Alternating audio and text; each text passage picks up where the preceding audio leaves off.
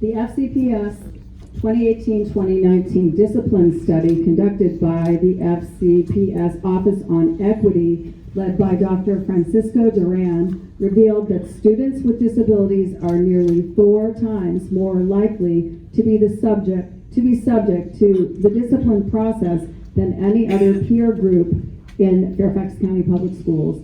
How would you address this disparity of outcomes? Foremost, I think we're paying a lot for one thing we've done to our kids as educators. We've created a child-centered universe. World is not child-centered. We now have some studies, but we don't have data. And one thing this school board does is it doesn't make decisions off of data. We could have been collecting relevant data. When you look at the data, you see, words not coming to me. You've had a 200% increase and 240% increase in assaults. You've had 200% increase in disruptive behavior. Anybody go to the budget meetings? I do, year after year. What do the teachers say? Discipline, discipline, discipline, discipline. Where's the data? You have a school board that could be collecting data, that could be driving our decisions, that could be driving your money into the right programs. Let's start doing that. Again, it's common sense. Can you repeat the question? The FCPS 2018-2019 discipline study conducted by the FCPS Office on Equity, led by Dr. Francisco Duran, revealed that students with disabilities are nearly 4 times more likely to be subject to the discipline process than any other peer group in FCPS. How would you address this disparity of outcomes? All right. So, these are our kids. These are not violent outbursts. These are disability-related behavioral problems that can be addressed. One of the biggest issues that we have is a lack of training for everybody who's involved in these situations. We don't have enough behavioral interventionist teachers in our schools. We've hired more, but we need a lot more than they've hired recently. I think we hired 5 or 6 more in the last year. And when the problem truly comes down to the fact that when a child is suspended, gets a 10-day suspension, finally the district steps in and they do a manifestation review to make sure, to see if the behavioral issues of the child have anything to do with their disability. Parents can ask for this before that, but it should be required before that. It should be required to make sure that the behavior of these children are being addressed before it gets to the point where there is a 10-day suspension involved. On top of that, we need to make sure that administrators are properly trained. There's also an issue, especially in high school, where you've got kids in general education populations where the teachers may not have the best training when it comes to dealing with behavioral needs of special education students. So they need better training so that they're instructional assistants. We could probably do a lot better by having more team-taught classes as well, which would help with behavioral issues by having another expert in the room. Thanks. Okay, next question.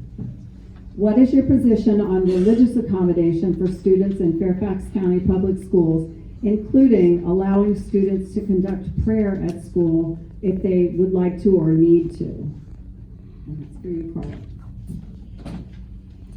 So, I'd like us to go a little bit further and in the calendar respect certain other holidays, some Jewish holidays and some Muslim holidays. I will tell you that I've spoken to kids and their parents who do pray at school, and the application of this ability is inconsistent at best from school to school, from class to class. So I think part of it goes to making sure that every school is informed of what their responsibilities are for accommodation.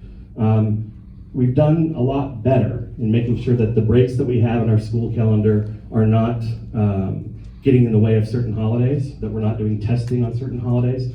But let's be honest, when you miss school for a holiday, you're missing school. You're missing an educational opportunity that other kids are not having to miss during their holidays. So we need to do a lot better about being equitable about the time that we do give kids accommodations for, and then we need to make sure that it's consistent from school to school. So let's be clear, our schools are freedom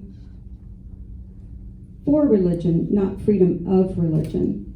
So anyone, any student is free to pray at school.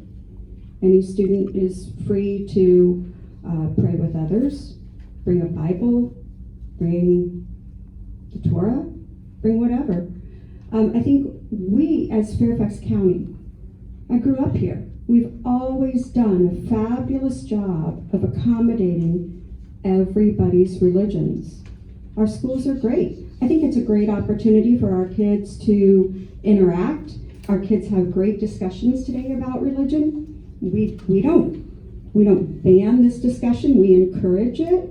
I know that my kids come home all the time. They go to bat mitzvahs, bar mitzvahs, other celebrations. My best friend growing up was Jewish, and I loved learning about the Jewish faith from my friends. So this is an area rich in diversity. Our schools do not prohibit our students from doing this. If they do, that's wrong.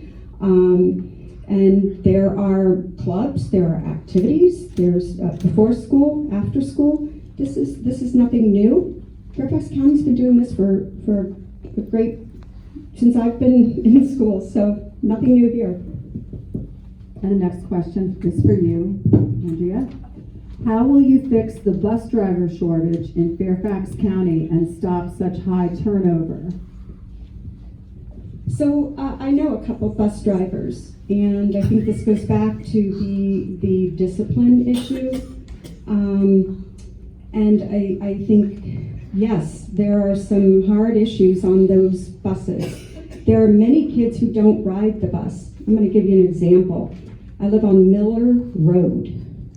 Miller Road has Oakton Elementary. Oakton Elementary was redone 10 years ago.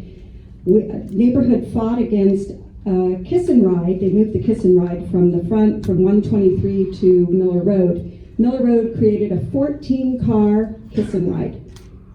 When they knew that 250 to 300 cars pass through each morning and each night, it's a 2-lane road. It's not even a 2-lane road that can have a line down it. What do we have? 40, 50 cars blocking my road. In the morning, a half hour. In the evening, a half hour. That's not common sense. That's not common sense at all. Bus drivers, yeah. We've got the nation's largest fleet, 25% more than Greyhound. 18.5 million miles covered by our buses each year in the nation's worst traffic. I don't like driving my van. Why would I want to drive a bus with children? So think about it. All right. So I did some research on this because I've been saying that our school bus fleet was the largest in the country. I'm still going to say it, but there's actually a publication called School Bus Fleet Magazine. I'm not even kidding. I know, it's very specific. And they have a chart. We're number 8. But you know what? We're still enormous. We have 1,600 buses. Why do we have trouble keeping our bus drivers? One of the reasons comes down to very much common sense.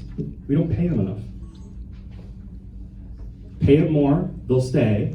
You're right. Discipline is also an issue on our buses. That comes down to training as well. We need to make sure that we're not excluding support staff and other people who are coming in contact with our kids from the training that they need to be effective in their job. A little training can go a long way to making somebody a happier employee. Our schools would not function without our custodians, without our bus drivers, without our cafeteria workers, and we need to act like they wouldn't function without those people by paying them a wage that affords them the ability to live in Fairfax County. School board's paying them a little bit more now. I'd like to see us do even better. And it'll be much more competitive. People will want these jobs. But the school community is exactly that. It's a community. If we're not treating people in the community with respect, they're not going to want to stick around. We can do better, and it can start with our bus drivers and other employees too.